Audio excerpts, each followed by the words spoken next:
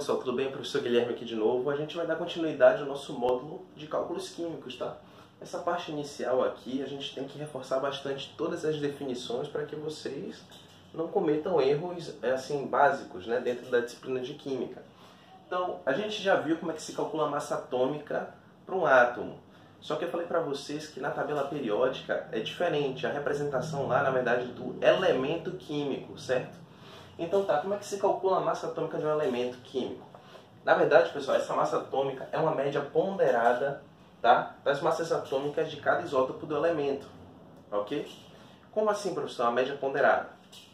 Vou mostrar para vocês o seguinte. A gente sabe que, por exemplo, para a gente pegar o nosso boletim no final do ano no colégio ou na faculdade, a gente tira uma certa quantidade de notas nas avaliações que nós fizemos e ao final do processo a gente tem lá a nossa média, tá? Só que essa média pode variar de colégio para colégio, de instituição para instituição. Pode ser ou uma média simples ou uma média ponderada. Olha aqui, vamos supor que seja uma média simples, tá? A gente chama geralmente média simples da letra X barra, tá? A gente coloca o X com a barra. Vamos supor que você fez 3 provas, tá? Prova P1, prova P2 e prova P3. E aí a gente diz o seguinte, que se o seu colégio não coloca peso nas provas, a sua média final vai ser justamente o valor da nota na prova P1, que eu vou colocar até aqui como se fosse a representação da nota, mais a nota na prova P2, mais a nota na prova P3, e a gente dividiria o final por 3, olha. Isso pela quantidade de provas que a gente fez. Isso daria a média aritmética simples, ok? Agora, vamos supor que o seu colégio coloca peso nas provas. E aí, por exemplo, a primeira prova é no início do semestre, do bimestre, então vale peso 1. A segunda também deixa peso 1, mas a final vamos colocar peso 2, tá? Só para exemplificar. Então agora essa média que é ponderada, que a gente geralmente chama de P com a barrinha, vai ser o seguinte, vai ser a nota em cada prova, olha lá. Na prova P1 eu tirei essa nota P1, na prova P2 eu tirei a nota P2, mas na prova P3 eu tirei a nota P3. Só que não vão ficar isoladas, a gente vai multiplicar por essas provas o peso de cada uma delas. Olha, a prova P1 tem peso 1, multiplica. A prova P2 tem peso 1 também, que a gente adotou arbitrariamente aqui no exemplo. E a prova P3 tem peso 2, bota multiplicando. E quem vai dividir aqui embaixo? A soma dos pesos, pessoal, tá? Então, 1 mais 1, 2. Mais 2, 4. Dividido por 4. É pela soma dos pesos na média ponderada, tá bom? Ok, então voltando lá. Caiu o apagador. Voltando lá. Pessoal, os especiais isótopos do hidrogênio. Por que os especiais isótopos do hidrogênio? Os isótopos de hidrogênio, eles foram nomeados, eles têm um nome próprio para cada um deles. Então isso torna eles especiais. Bora acompanhar aqui. Pessoal, o que é um isótopo? O que é um isótopo? O isótopo é o conjunto de átomos que possuem o mesmo número atômico Z, ou o mesmo número de prótons, né, contidos ali no núcleo atômico.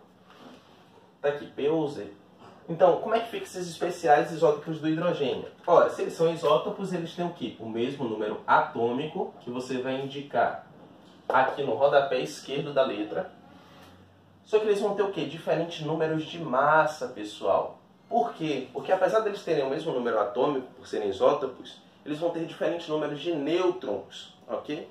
Então tá, o primeiro isótopo do hidrogênio, a gente chama ele de prótio. Vou colocar de azul. Prótio. Tá? Qual é o número de massa dele, professor? É 1. Então significa que ele tem quantos nêutrons? Exatamente. 0. 0 nêutrons, pessoal. O segundo isótopo, né, é o mais abundante depois do prótio. Eu devo salientar aqui sobre a abundância desses isótopos, né, que o prótio ele é praticamente esmagador com relação aos outros isótopos, tá? É quase 100% mesmo essa porcentagem dele aí. Ok, o prótio, o deutério, que é o segundo. E qual o número de massa desse isótopo aqui? 2, tá? Ora, então agora vocês já sabem que o número de nêutrons tem que ser igual a 1. Isso mesmo. E o último isótopo do hidrogênio é o trítio. Nome também muito bonitinho. E esse trítio ele tem um número de massa igual a 3. Então significa que o nêutron dele, o número de nêutrons desse isótopo é justamente 2. Ora, 1 mais 2 é um número de massa, né? Lembra que o número de massa é a soma do número de prótons, ou do número atômico, mais o número de nêutrons. Então 1 mais 2, 3, 1 mais 1, 2, e 1 mais 0, 1. Certo. Diante disso, a gente vai entender agora como é que faz esse cálculo da média ponderada que eu expliquei anteriormente para os elementos químicos, tá? Então, cálculo de massa atômica pela média ponderada. Bora ver. Como exemplo aqui eu trouxe o átomo de cloro, que é um exemplo clássico, tá? O elemento químico cloro tem apenas 2 isótopos, o de número de massa 37, que é o menos abundante, e o de número de massa 35, que é o mais abundante. Observem essas porcentagens das abundâncias aqui. O de número de massa 37 tem aproximadamente 25% de abundância, tá? E o de número de massa 35 tem aproximadamente 75% de abundância. Aqui eu coloquei com casas decimais, que é justamente para a gente ter uma precisão maior. Mas vocês vão ver que, na prática, fazendo questões de vestibulares, a gente dificilmente vai ter que usar a rigor essas porcentagens tão precisas assim, tá? A gente geralmente vai aproximar. Só que entenda o seguinte, o que vem a ser essa abundância? O professor ainda não entendeu o que é isso de abundância. Vamos supor que você tem um óculos especial, um óculos mágico. Aí você coloca esse óculos e agora você está vendo um mundo microscópico, tá? E vamos supor que você tem um amigo da química aí que ele fez uma coleta de uma amostra de cloro 100% puro. Então tem ali vários átomos de cloro compondo aquela amostra.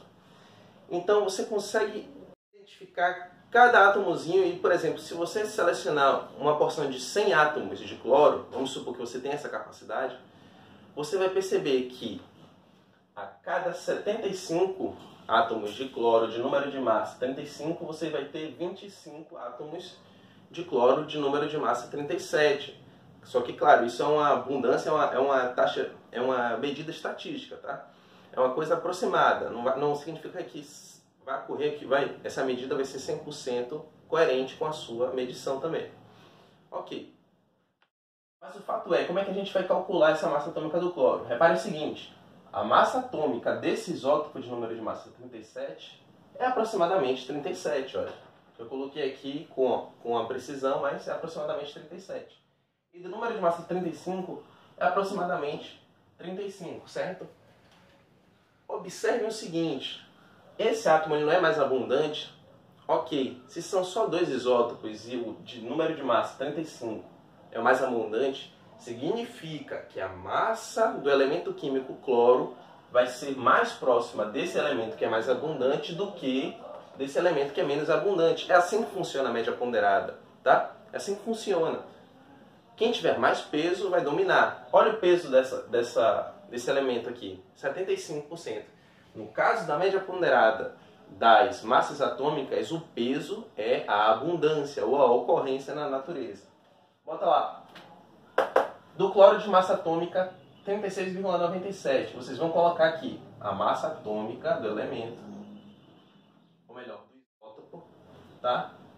Multiplicar pela abundância dele, 24,6, tá? Mais a massa atômica do outro isótopo, 34,99. Professor, isso não é quase 35? É, quase. Vezes a abundância dele, 75,4. Pessoal, é o seguinte, ou vocês já colocam por cento aqui nas duas parcelas, ou pega todo mundo e divide por 100, tá? Dá no mesmo. Ao invés de passar o traço grande e dividir por 100, eu vou dividir aqui, ó. Tá? É dividido por 100, é a mesma coisa. De forma que essa igualdade vai dar aproximadamente, pessoal, aproximadamente 35,5 U, tá? Se vocês quiserem fazer esse cálculo aí, façam para vocês verem que dá aproximadamente 35,5. Agora, esse é o valor que aparece na tabela periódica, né? Isso mais simples, né? Com menos precisão de algarismos significativos. Mas tudo bem.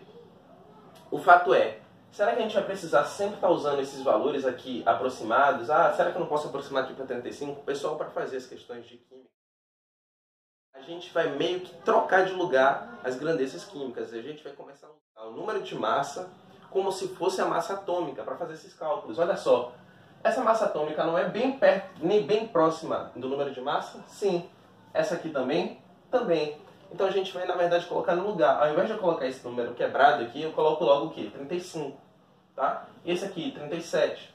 E faço a continha, e vocês vão ver que vai dar uma pouca diferença aqui. Tá? E isso vai ser muito importante para o decorrer do curso.